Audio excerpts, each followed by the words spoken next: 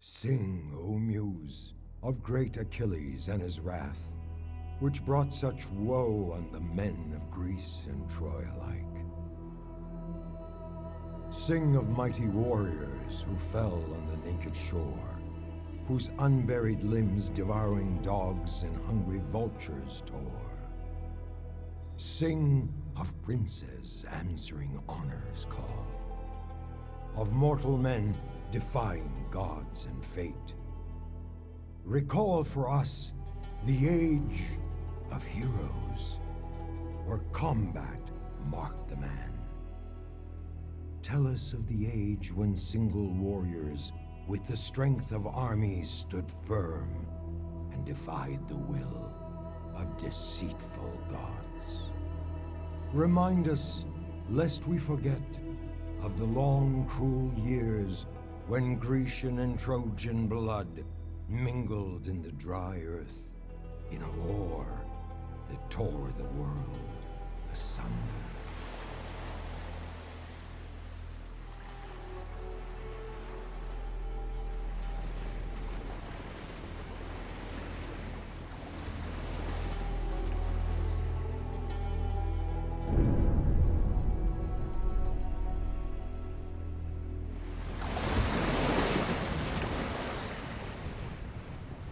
Have they seen us? They have. Can you taste it? I do not talk of the salt in the air, but the blood of Trojans on the edge of your swords. Honor compels us to this land, but glory awaits you. Ready your arms!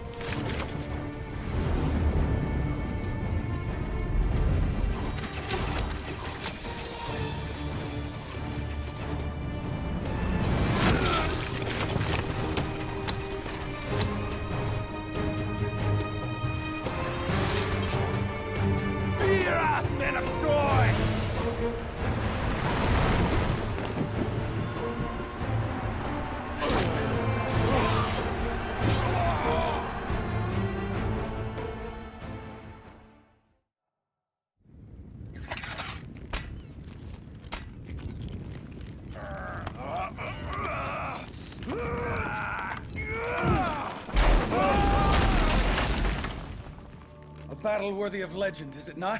Victory over a wooden beast? Still, it was a victory.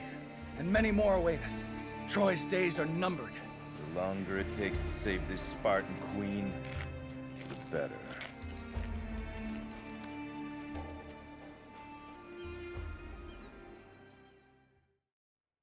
Such was the beginning of the end of Troy.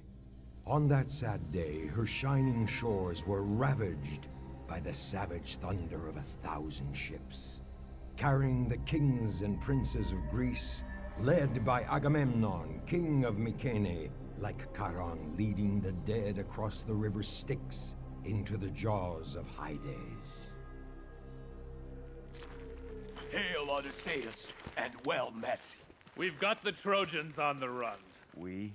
You, King Agamemnon, stayed in the safety of your Achilles. Mind your tongue, Achilles. We all answer to my brother Agamemnon. Never mind him, Menelaus. Achilles forgets that some men are built for combat, some to lead. And some are so... What would you have us do, King Agamemnon? I'm relying on all of you to secure the area around our future camp. Waste no time. Now, brother, we must see about the unloading of our ships. There is much to be done. Why would the kings of the Ithacans, Myrmidones, Salaminioi, Mykenaioi, and many more set sail in 1,000 ships to lay siege against the fair city of Troy? It was in Sparta, many years ago, that the spark was lit.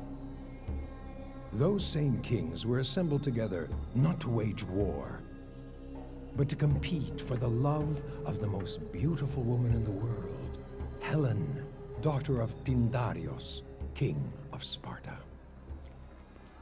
It seems you have a problem to solve, King Tindarius. Ah, welcome, my friend Odysseus, King of Ithaca. Indeed, I do. I am to choose one of them to be my daughter's husband. But I'm afraid that once I make my choice... The others might feel cheated and cause trouble. Indeed. I've refused all their gifts. I show no undue preference. I cannot send them away for fear of losing friendships and creating enemies. Happily, I am not part of your problem. My heart is already taken by Penelope. Have you asked my brother for his daughter's hand? I may need your help in that regard.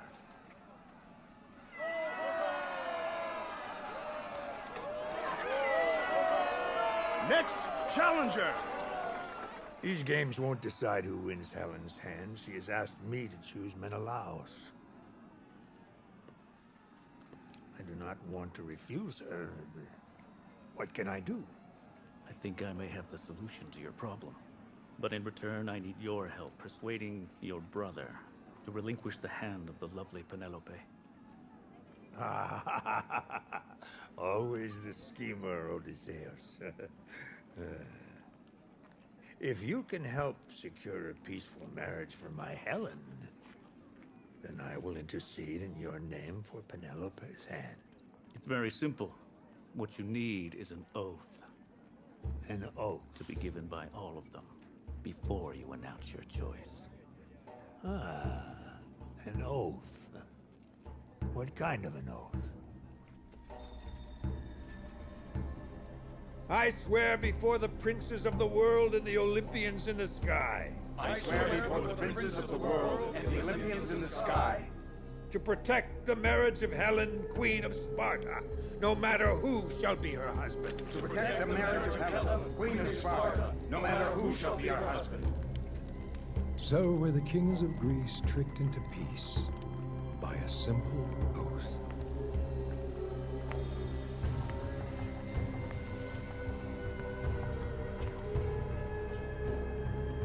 Menelaus, you are my husband. And the gods laughed at these simple acts of men, for they knew that within that simple oath was sown the tragedy that would launch the 1,000 ships.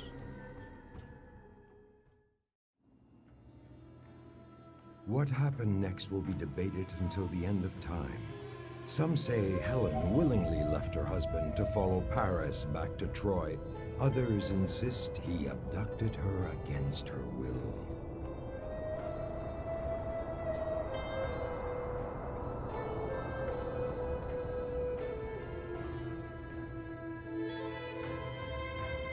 Helen, I cannot leave here with just the memory of the last few days. Come with me to Troy.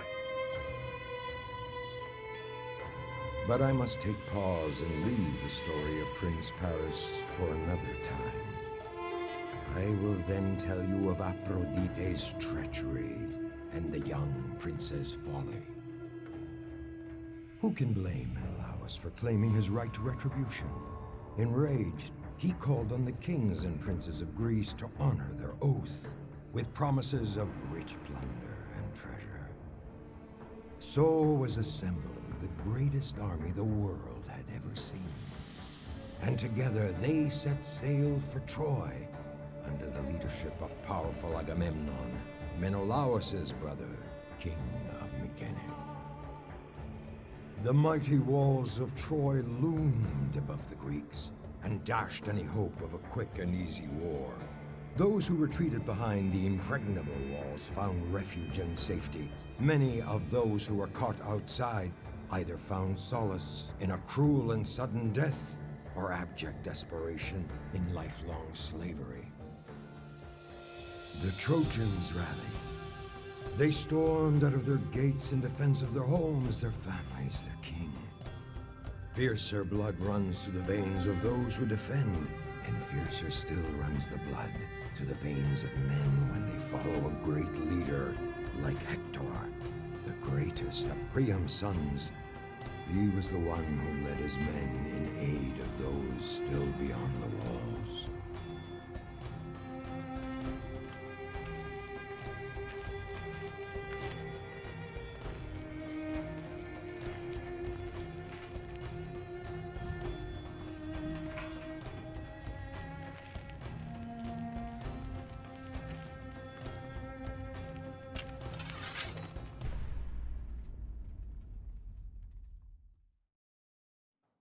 And yet, why did Priam not return Helen to Menelaus, her husband? So much suffering, so many lives would have been spared. Nothing simple is ever easy. Fear and doubt fester secretly in the hearts of men, condemning their lives into the darkness of guilt. So was Priam guilty of a sin which he hid from all who knew him, until his shameful act reared its dark head and came back to face him and demand retribution.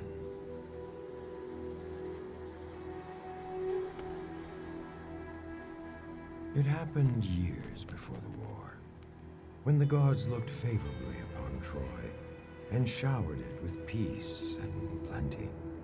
That year, the altars were kept burning with offerings to the gods. King Priam sought the best bull in the land and offered it as a prize in a tournament. It was a great day. The first day of the end.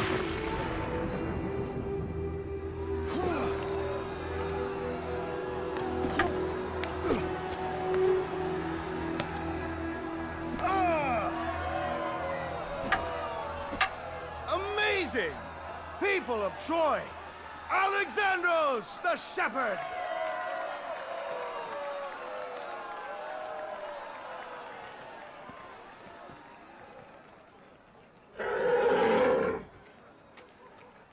Quite a beauty, isn't he?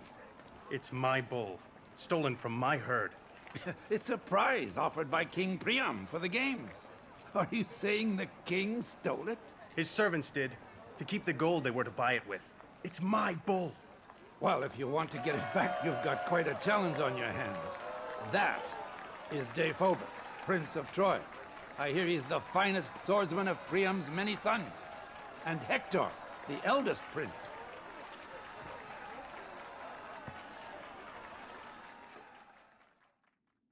Sparring against common men was an easy task, but facing Deiphobus was too much of a risk for Alexandros. Instead of competing for the bull against Troy's champions, the young shepherd untied the ropes holding the beast and pulled it out of the arena. Deiphobus would not stand for this insult and went after the young man. Alexandros fled through the streets of Troy to the altar of Zeus, where he hoped to find sanctuary.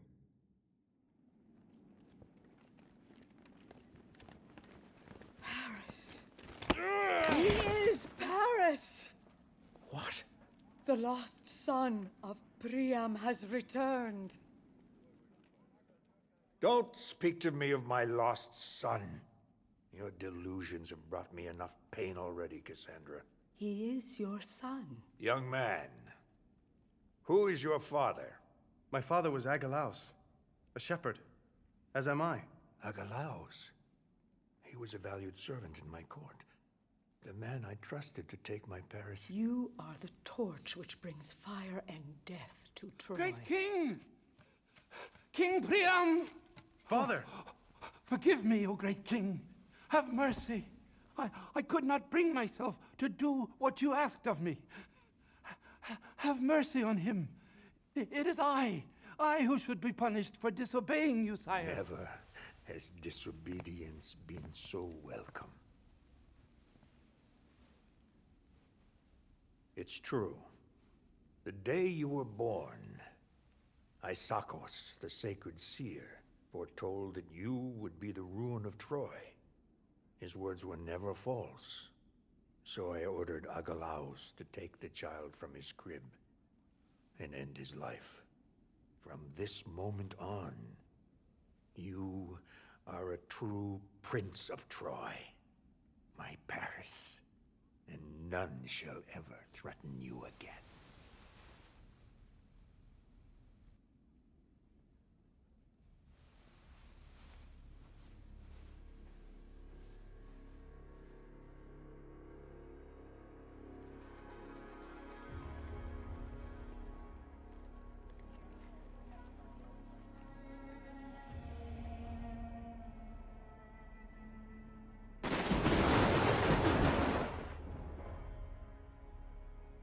So as Paris returned to Priam's household, the Shepherd Prince became known throughout the Troas and was envied for his beauty and strength. It was Aphrodite, goddess of love, who years later drove Paris to Sparta and into Helen's arms, kindling a love that ignited a fire that consumed the world. How could Priam refuse anything his son asked of him? It was with a heavy heart that he welcomed Helen when Paris brought her to Troy. Guilt so easily forces men to act against their own interests. The people of Troy took pause to think, to doubt, to wait. They knew it was only a matter of time, that there was a price to pay for a father's love, a father's guilt towards his forgotten son. They did not wait for long. Helen watched the battle waged in her name and felt the rage against her, same as a dying beast sees vultures circling above it, waiting for their time to feast on its carcass. Likewise did Paris endure the scorn from Greek and Trojan alike. He was not only the cause of all their misery, but also the only hope for their deliverance. This was, after all, his fight, his cause, his battle to win or lose.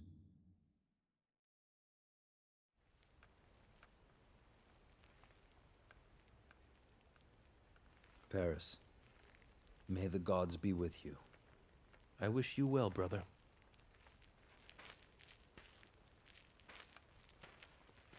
Menelaus! The last time I saw you, I greeted you as a friend. Today, I meet you as my enemy. Today, one of us shall fall for the love of Helen. If it is to be you, will you promise that the kings of Greece leave Troy forever? And if you are the one to grace the gates of Hydas tonight, will Helen be returned to me? Those are the terms. So be it!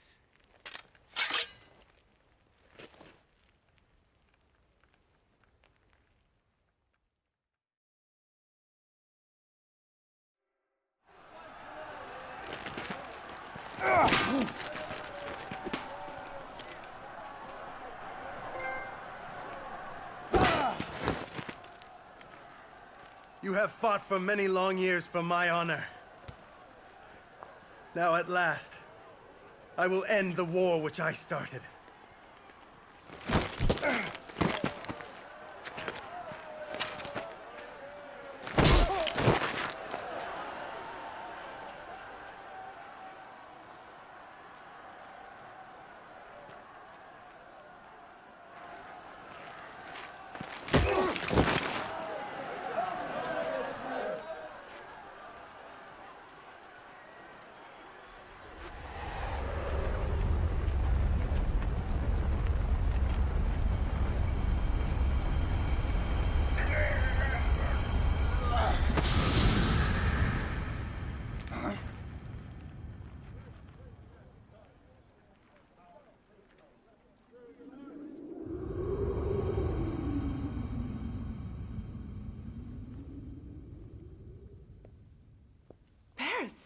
Aphrodite came to my aid, took me away from the battle.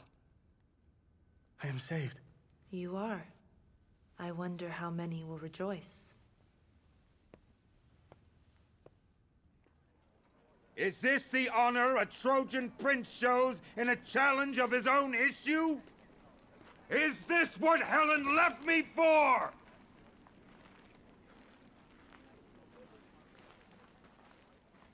We cannot abandon him. He's our father's son. It's useless. The gods have already determined our fate.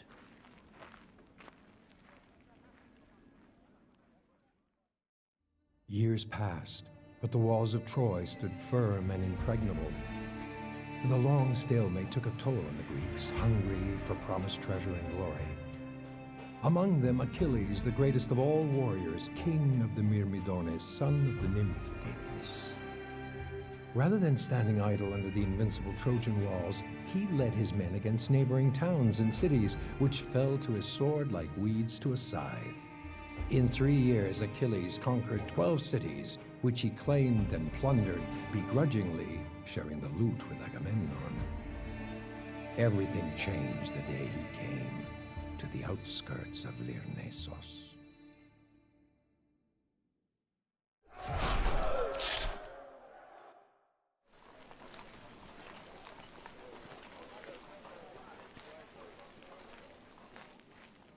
A brave man. And a foolish one. I gave him the choice to live. He refused it. Monster! Damned be the womb that bore you! Measure your words well, woman. For my mother is a favorite of Zeus. You shame her! For you are nothing but a murderer of farmers and old men! I would have spared him had he yielded. You wield your sword as if it were a beacon of justice, and hide your cruelty under the robe of might. I know who you are, Achilles, and I now know what you are. I too am not afraid of you. I too will not bow to you. Finish me off like you did that old man. It will be easier, for I carry no weapons.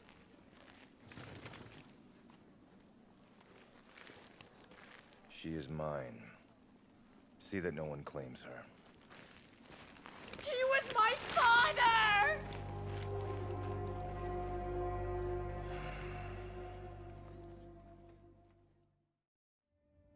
While this war raged, blackening the sand with pyres lit for the fallen, far across the sea, the city of Athens was about to face a mortal enemy.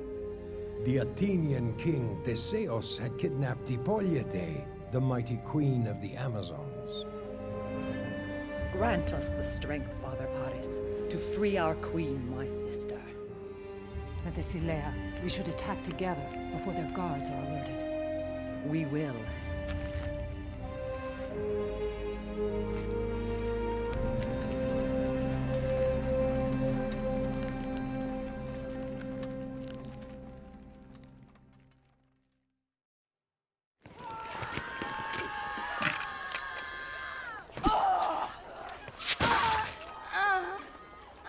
Sister! No! Hippolyte! I'm sorry! What happened? Queen Hippolyte? Sound a retreat! Retreat? We have the Athenians on the run. Gods help me! We must retreat! Now! Retreat! Call the retreat!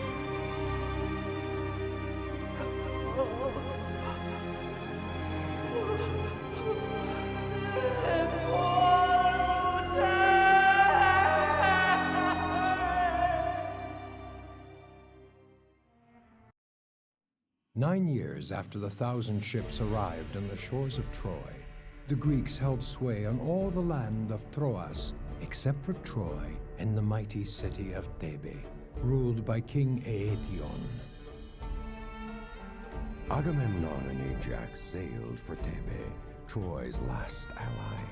Where others had failed, they resolved to conquer.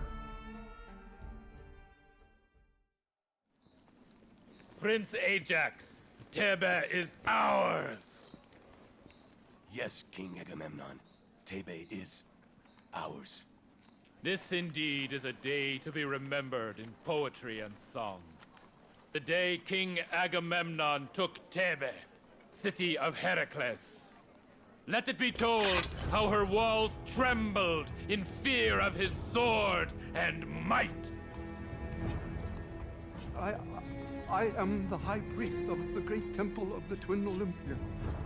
Apollo is my patron, and I will happily offer you any tribute, anything you desire from our holy treasury in exchange for my daughter's freedom. I do not need your ransom, old priest. The coffers of this city will do for now. Agamemnon, he is a high priest. You cannot refuse his pledges. He offers me ransom from the holy treasury of his temple. Will I accept ransom from the gods? I will have nothing to do with him. Take the girl to my ship.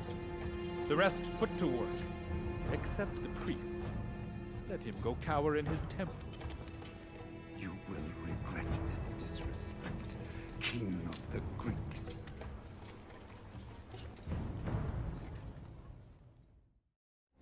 A shrill cry rose from the Greek camp. The plague! The plague! Panic spread like wildfire. Men woke up to find the cursed blemish on their skin, where before they stood with comrades, the afflicted were banished outside the camp to wait for death to end their misery. The council entrusted Achilles and Patroklos to seek out a reason for the curse. Their only hope was to journey to the temple of divine Apollo and beg for mercy, for answers, for deliverance. On their way, Achilles' mother, Thetis, nymph of the seas, came to her son. She warned him that he should not harm Troilos, the youngest Trojan prince, should he encounter him on his journey. Prince Troilos, warned Thetis, was a favored of Apollo, and killing him would incur the wrath of the gods. Was it pride? Was it arrogance?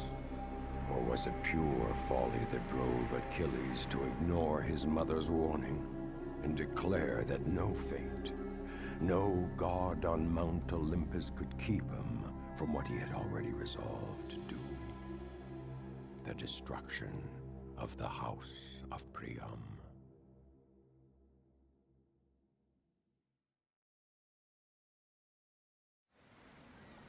The source of this plague is you, High King. And it can be stopped by returning the daughter of this priest.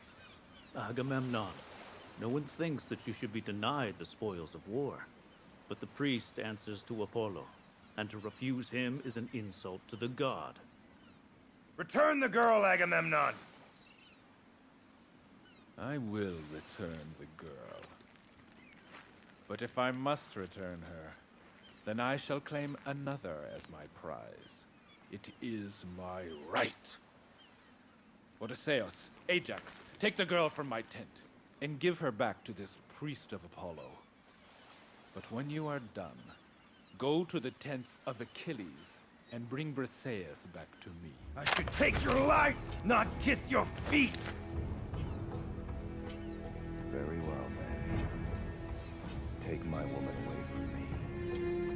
But I will never again fight for you, even when the Trojans have their sharpened bronze at your throat.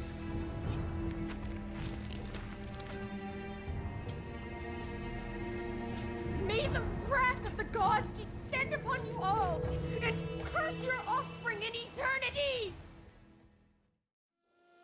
The news that great Achilles had withdrawn his sword and his Myrmidones from the fight spread like wildfire in a parched forest. The gods on Mount Olympus bickered and argued among themselves. Achilles' defiance threatened their divine plan, and their authority was being brought into question. Their resolve was to teach the Greeks a lesson they would not soon forget. Favor was thus removed from the Greeks and bestowed upon the Trojans. With the Greeks suffering one defeat after another, the Trojans grew bolder. Odysseus knew that when courage abandons the hearts of men, defeat rushes in to fill the void. He had to reignite his troops' morale, without delay, at any cost. More often than not, it is insignificant acts that change history. Despite this, it is the results that are commemorated in songs and give birth to eternal legends. We all know how Odysseus defeated the Trojans, Troy's allies, who had secretly flanked the Greek camp. History would have been different had Odysseus not captured a spy, who was made to reveal what lay ahead, waiting in the forest beyond the Grecian camps by the mighty river Scamandros. Hector's assault confused the Greeks. The tables had finally turned. The invaders had now become the invaded. Agamemnon, Ajax, and Menelaus led their armies out of their camps to confront Hector. But the Greeks were not prepared for this Trojan show of defiance. Chaos and disarray crippled Agamemnon's forces, and soon he was surrounded. It fell upon Ajax and Menelaus to rush to the king's defense. I'll get Agamemnon to safety.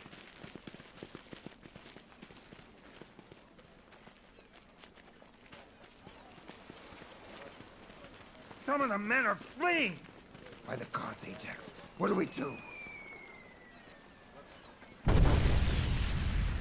Stone throwers! Our ships will be crushed! We must save them, or we will never see our homes again! I'll hold our ground here. You go up there and stop them!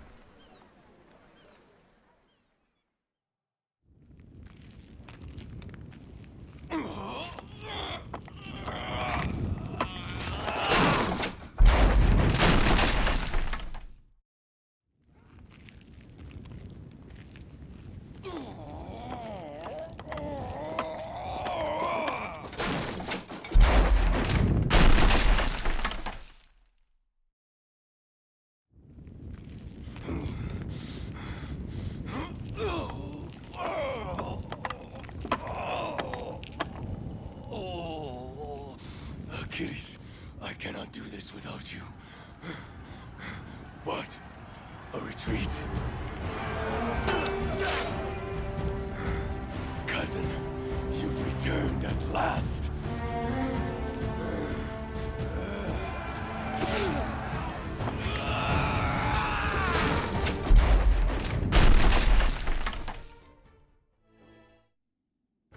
As I promised, I will now tell you of Aphrodite's treachery, and how Paris was nothing but a pawn in the eternal game played by the gods at the expense of men. Barely a year after Priam had brought his lost son Paris back into his household, the three goddesses, Hera, Athena, and Aphrodite, visited the young prince. They asked him to choose the fairest among them, a question mighty Zeus himself refused to answer, for he knew that preferring one meant making an enemy of the other two. So he convinced the goddesses to let Paris make the choice. The three goddesses bribed the young prince with fortune, conquest, and love. And gentle Paris chose love, chose passion, chose Aphrodite. Was it the rashness of youth that blinded the young Paris to make a choice Zeus himself dared not consider? Aphrodite made true her promise and brought Paris to the most beautiful woman on earth, Helen, wife of Menelaus. I have already told you what happened next, and the consequence thereof. Because of an act of reckless love, many were brought to pay a hefty price. Cassandra's prophecy was about to come true.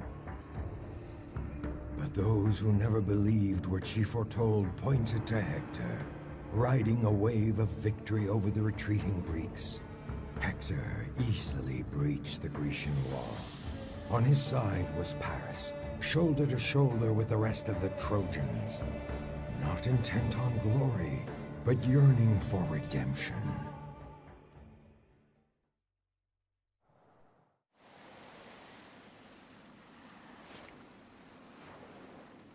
Zeus, you tricked me!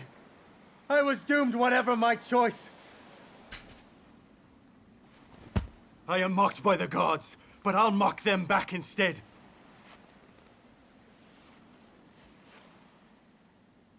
Watch as I set the Greek ships on fire!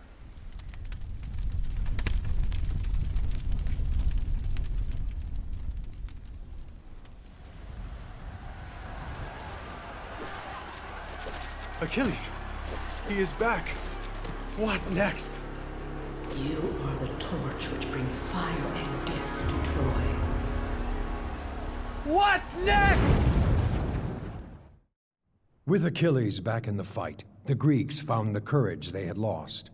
And like lions freed from a cage, they sprung forth, their claws sharpened for the kill.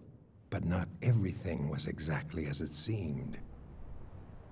You see, sometime before Achilles was seen leading his men back to battle, King Agamemnon and Odysseus hurried to Achilles' tent. There. I return her to you. I swear I have not touched her. Will you now rejoin the battle? How can you idle here while brave men die?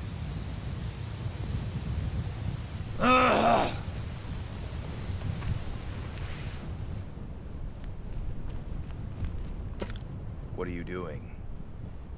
The men will follow this armor into the jaws of death. If you will not put it on and help save us from the brink of defeat, I will wear it and lead them myself. Agamemnon is a snake. He comes to beg and never cares to admit his guilt. So it's pride that keeps you, Achilles. I will lead our men to victory, keeping your pride intact and Agamemnon's in ruins. I will go in your stead, and only your sword will stop me.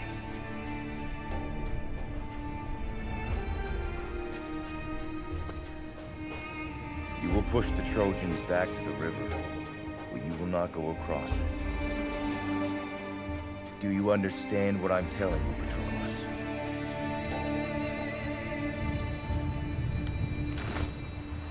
Patroclus, you will not cross the river.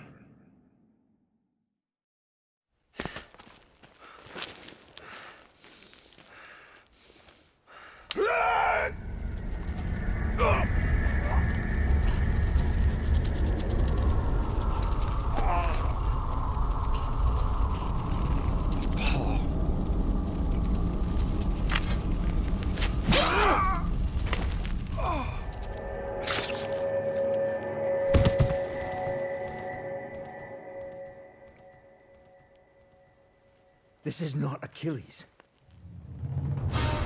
Why is this man wearing Achilles' armor? A sleeping beast was about to be wakened, his roar to be heard across the land, his fury to provoke carnage and ruin never seen before.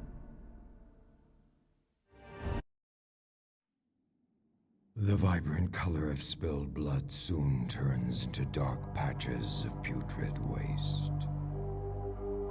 The darkened, contaminated soil around Troy loomed like a portent of darker deeds yet to come. Woe is to him that believes the gods have the interests of man at heart. As time passed, the tide of war changed at their slightest whim. Not trusting the gods for deliverance, Priam sent King Aeneas to search for allies, ready to come to Troy's aid. Aeneas easily convinced Penthesilea to lead her Amazons to Troy. Haunted by Hippolyte's death, the Amazon queen wished only to die. As an Amazon, she believed that an honorable death could only be achieved on the battlefield. Aeneas took pity on the queen and convinced her to seek a cleansing from Priam, a renowned healer of the spirit. The day Hector lifted the blood-soaked helmet from the fallen Patroclus, King Priam welcomed the Amazon's arrival. He readily agreed to perform the cleansing Penthesilea ardently asked for. Together they set out on a journey to the great temple of Apollo and Artemis, where the ritual was to take place.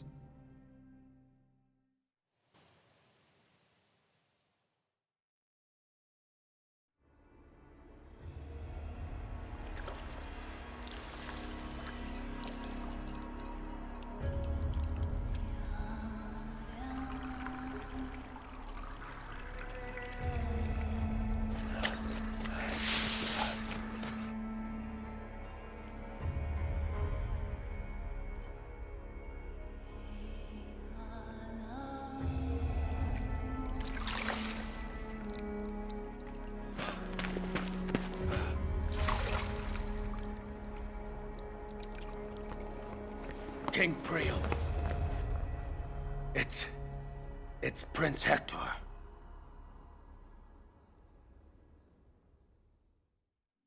O Muse, help me now tell how great Achilles swore dark vengeance for the slaying of Patroclus. Upon Achilles' return to the ranks of the Greeks, Agamemnon and the kings and princes of Greece rejoiced and gave thanks to the same gods they had earlier so vehemently condemned. But Achilles was without his armor. Hector had wrenched it from Patroclus's body and claimed it as his due spoils of battle. It was Thetis, Achilles' mother, who intervened. She came to her son with gifts of solace offered by the gods, the instruments of rightful revenge.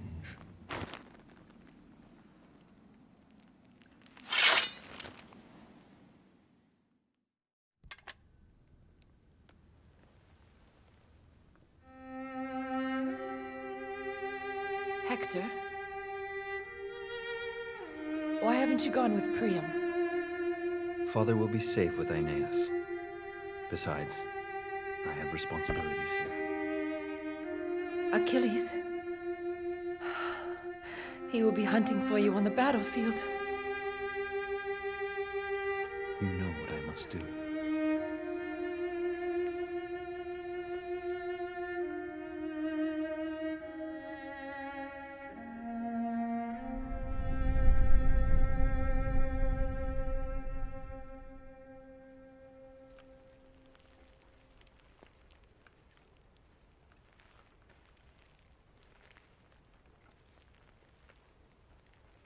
Hector!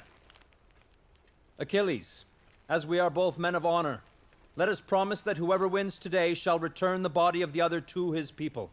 I will promise this to you before the gods. Will you do the same?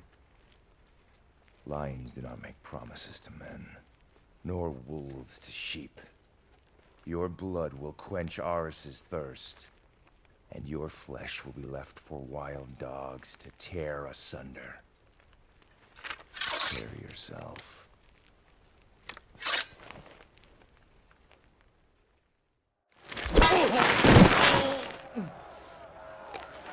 I will rend your limbs from your body and feed them to the dogs. My family will offer abundant gold for my ransom. Take it and give my body back to my father, so I may have the right of burning. Promise me this, please.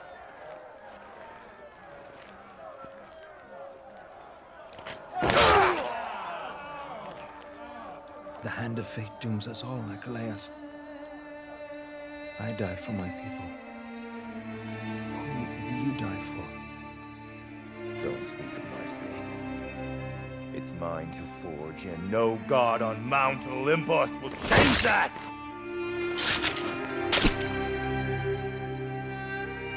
So dies the madman who thought he killed Achilles!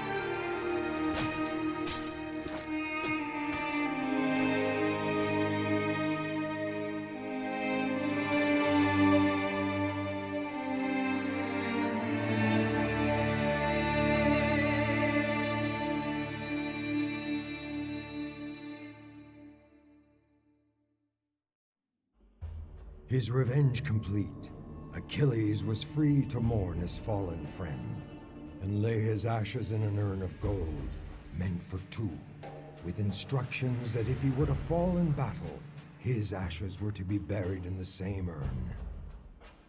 On that same day, the Trojans mourned the loss of their fallen champion. For 3 days, the hills and plains of Troy echoed with the soft sounds of sorrow in place of battle's thunder. Isn't it odd how men celebrate death by keeping the peace and live life to wage war? And when the call went out for war's dark shadow to return, the Trojans were bolstered by a glorious new ally, Penthesilea and her Amazons.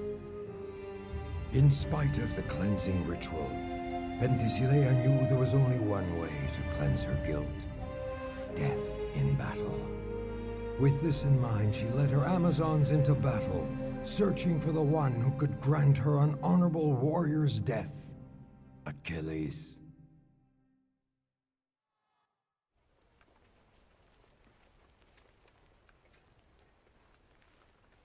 My queen, remember, the gods play with us and tease us for their amusement. You bear no guilt for what they have caused to happen. Thank you, fair prince. This is my time. Penthesilea! It is not the beauty of your countenance that I face, but the blood of an enemy that must be spilled upon the earth. And it is but another warrior that I face. Another man too proud to face his death.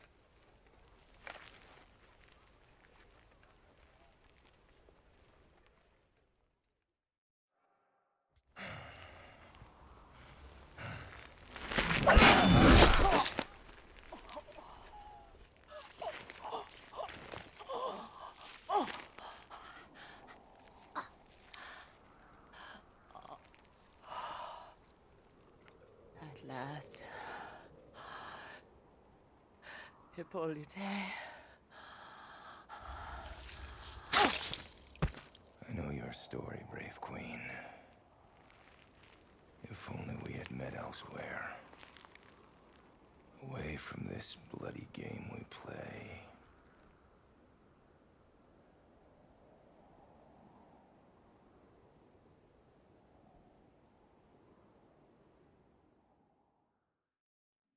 With Hector and Penthesilea both fallen at the hands of Achilles, Troy looked for a new hero to save them from the jaws of the lion.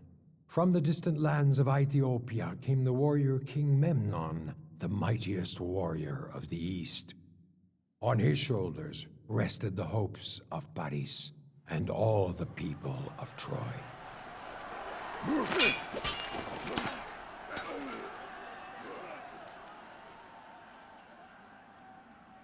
You knew all along, didn't you? You and Cassandra. Hector is dead because of my selfishness. And Troilos, and Penthesilea, and Sarpedon. Enough, Paris. More is in store for you, Paris. Who knows? You may even find some solace in what's to come. Solace is beyond my grasp. By the gods! What? Memnon has fallen. Achilles is charging the gate! Quickly!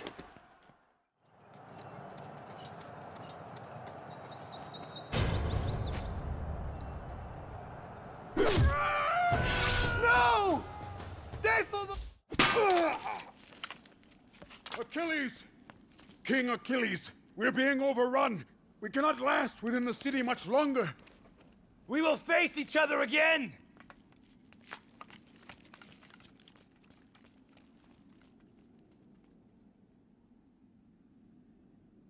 Gods above, guide me.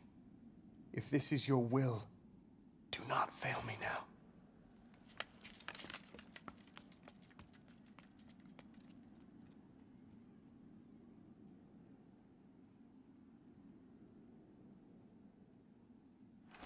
Move! Move!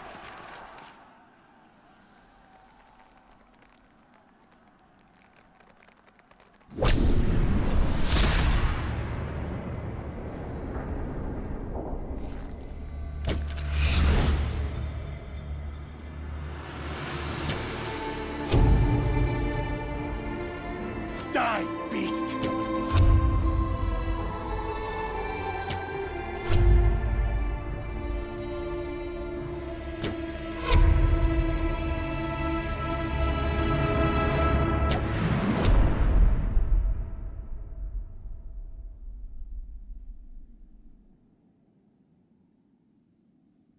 It's done.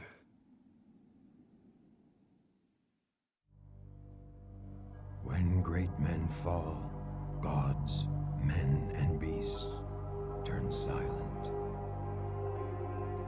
Legends tell us that Ajax was struck by madness, victim of Athena's rage.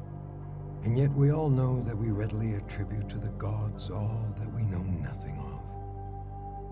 Those who followed Ajax tell of signs that all was not well with their prince. did it start the day he saw his cousin Achilles fall? That day he carved his way through the Trojan hordes, and with Odysseus' help, retrieved Achilles' body and carried it safely to his camp for proper burial. With the discovery of a narrow secret passage carved in the rock beneath Troy's walls, a passage used to bring supplies into the city, Ajax and Odysseus launched a daring, desperate raid on the Temple of Athena inside Troy to steal a relic known as the Palladium, which prophecy held must be taken from the temple if Troy were ever to fall. The Palladium was taken and Ajax carried it out of the city. Is it because of this sacrilege that Athena tricked his vision to see what was not there? Did she kindle the anger and despair that made him see enemies even when he gazed upon friends? The kings of Greece insult me! I helped Odysseus bring Achilles' body, but he is awarded with Achilles' armor. I carry the Palladium, but Odysseus gets to keep it. What isn't given to Odysseus is given to your brother. I have earned my share of the glory too, but where is my reward? Your words are seditious. Do you plot against us? No, but I do claim my reward. Traitor. Menelaus, no. Stop! Menelaus! I said stop!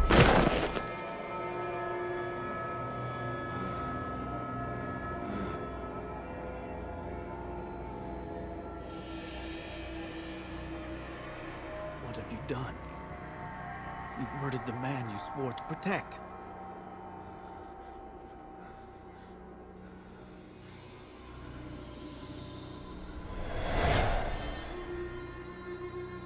Achilles? Achilles? No. No, no. No, no. No.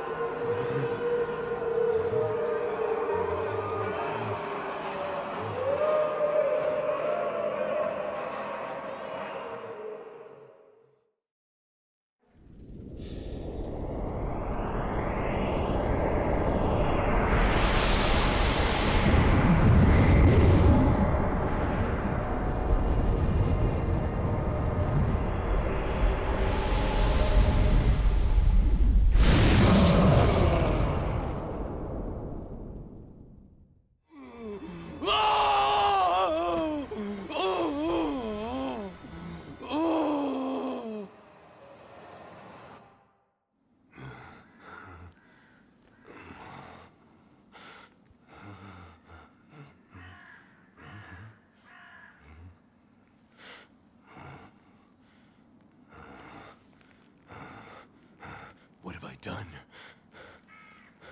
What's happening to me?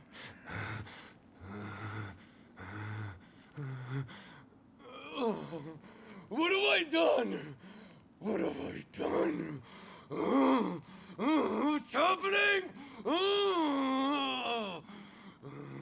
What's happening to me?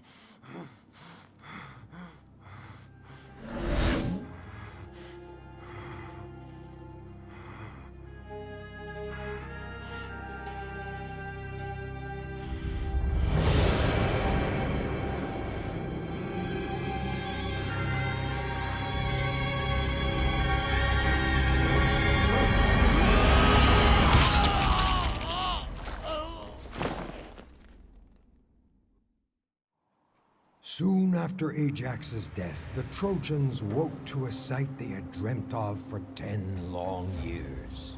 The beaches of Troy were deserted. Where once stood Agamemnon's tent, stood a wooden statue of a horse. It is a plea to Athena for forgiveness, to placate the goddess's anger for the theft of the Palladium. And so the Trojans brought it into the walls, hoping to gain Athena's favor, and to leave the invaders to face her wrath as they fled across the seas. So easily do men believe that which they yearn for. But in the silence of the night, the Greeks returned to the beaches like prowling wolves. And as Troy slept, the statue quivered and opened, spilling from its belly the ruse which would finally end the war.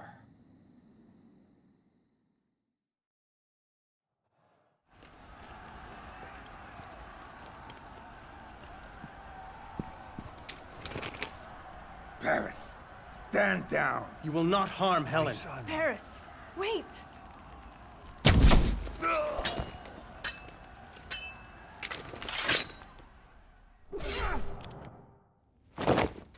Paris!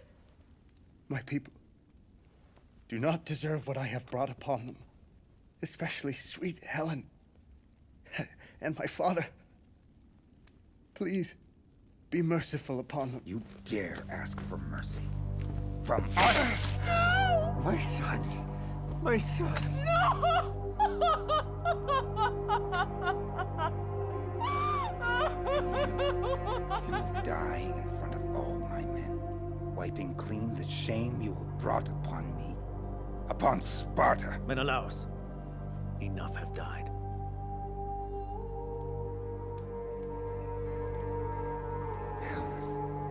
All of my sons have perished. My city has perished. I have nothing left to live for. I ask only one act of mercy. Take all of the treasures of Troy, but allow some vestige of this once great race to remain in this land. Gentle old one. You think to deny us the spoils of a hard-fought war with pitiful words, Ancient One? Your land is ours now by right, and its people shall be wiped from the earth to be forgotten forever. But I will grant you a single mercy. I will make your end a quick one. Agamemnon, that wasn't necessary. He is the reason we fought here all these years. The reason why so many princes and men of Greece have died. The world must bear witness to the fall of the House of Priam!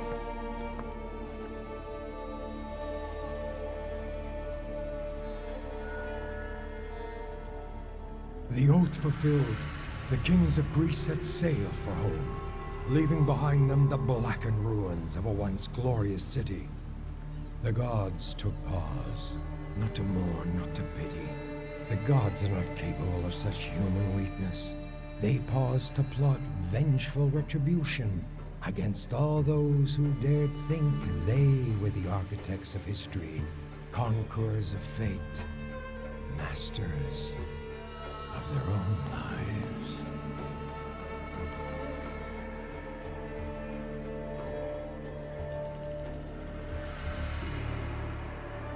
But do not hastily retire, for our story is not yet complete.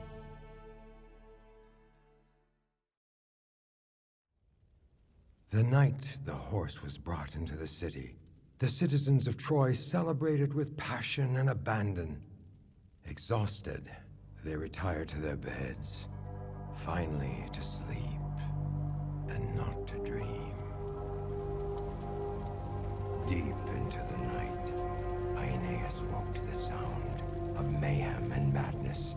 He rushed to his window and watched the Greek hordes plunder and ravage the sleeping city, like tiny insects scouring the carcass of a wild dog. There was little he could do except secure his friends and family. With this in mind, he rushed to Priam's palace. Aeneas! Where is your father? I will take care of my father. But you, Aeneas, you must go take care of your family. Troy is no more. All is lost. Cassandra! One torch burns a city. Another is carried to safety. Aeneas, you will lead those who remain to a new shore and found an empire greater than Greece and Troy combined. An empire that will rule the world for 1,000 years, never to be equaled in the story of man. Let her go. She is mad. Aeneas, The fallen walls will lead you to safety. Go. Get your family. Save who you can. I will stay and finish what I began. Paris, I cannot— Go, Aeneas! Live!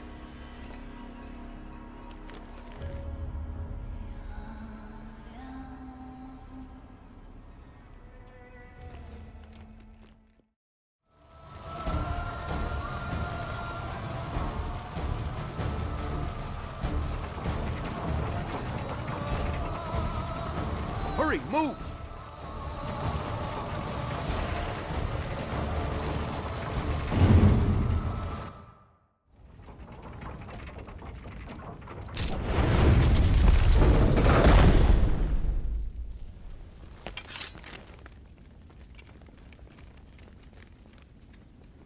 Aeneas, look, Alpha and Omega.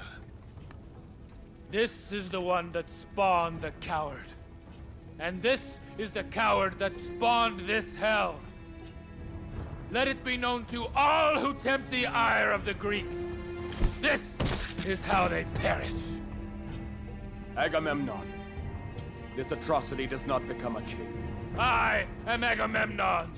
I will be remembered as the conqueror of Troy, of Thebe, and all of the cities that infest this land. What is left of them will now bend to Agamemnon's will, and so shall you!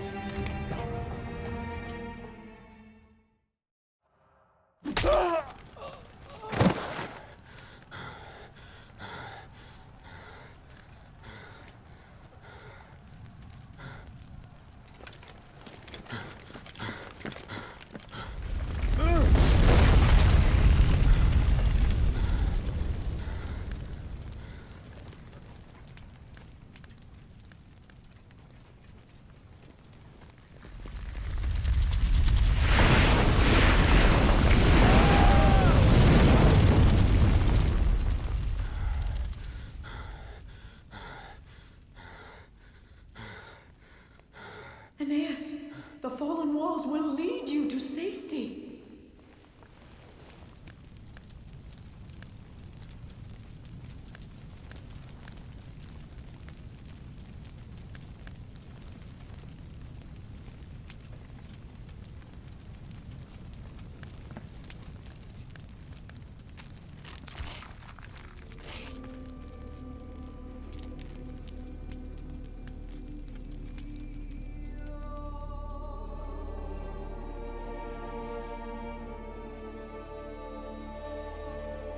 So easy to destroy in a night what takes generations to build.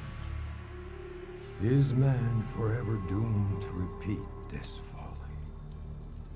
So ended Troy. For Aeneas and all what followed him, it was the beginning of a long and arduous journey, spurred by what Cassandra, she who was never believed, had foretold. Aeneas, you will lead those who remain to a new shore and found an empire greater than Greece and Troy combined. An empire that will rule the world for 1,000 years, never to be equaled in the story of man.